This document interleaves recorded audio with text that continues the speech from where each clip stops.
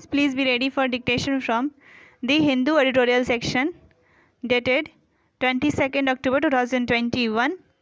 The topic is Engaging the Taliban on India and the Afghan rulers. India and regional powers should ensure that the Afghan rulers respect their people's right. Ready?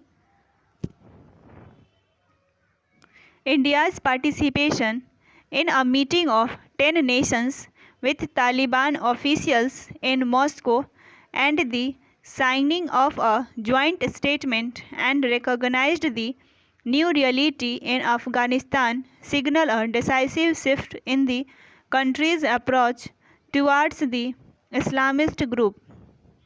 India had earlier taken a strong position against any kind of engagement with the Taliban. In recent months, when the Taliban were making steady advances towards Kabul, India had established contacts with the Taliban's political office in Doha, Qatar, but this is the first time India met a top Taliban delegation which included Deputy Prime Minister Abdul Salam Hanafi and, according to a Taliban spokesperson, promised to send aid. India has vital interests in Afghanistan over the 20 years. It has made investments worth billions of dollars, which it would want to be protected. Last time, the Taliban, which have closest ties with anti-India terrorist groups such as LET and the JEM, were in power, India saw a rise in violent incidents in Kashmir, as well as the hijacking of an Indian plane to Kandahar. Now, the Taliban say they will not allow Afghan soil to be used by any terrorist organization. It is in India's interest to make sure that the Taliban walk the talk. It would also not like to see an isolated Taliban being a Pakistani satellite. To meet these goals, given the new reality in Afghanistan, engagement with the Taliban looks a strategic necessity.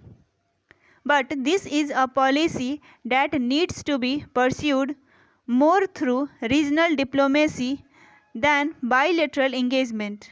Bilaterally, India does not have much clout with the Taliban, but Afghans' new rulers, who are struggling with an economy on the brink of collapse, are keener this time to engage with regional powers.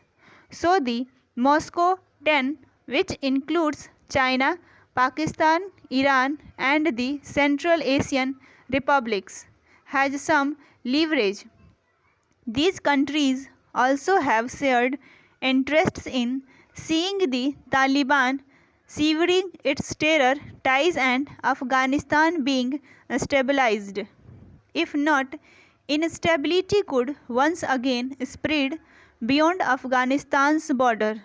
For this, the Taliban should be ready to open up their government, share power with other political and ethnic communities, and start respecting the fundamental rights of Afghans.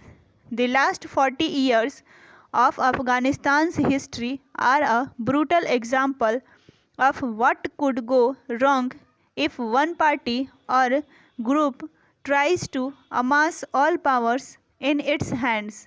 Despite these historical precedents, the Taliban have shown little readiness to change their ways.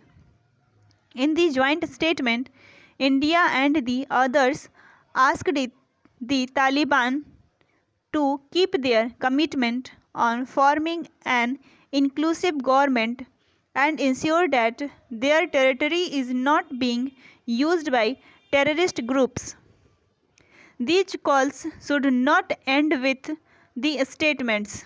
While India and other regional countries should help Afghans during this period of economic miseries. They should also use their collective economic and political clout to mount pressure on the Taliban to make political concessions at home.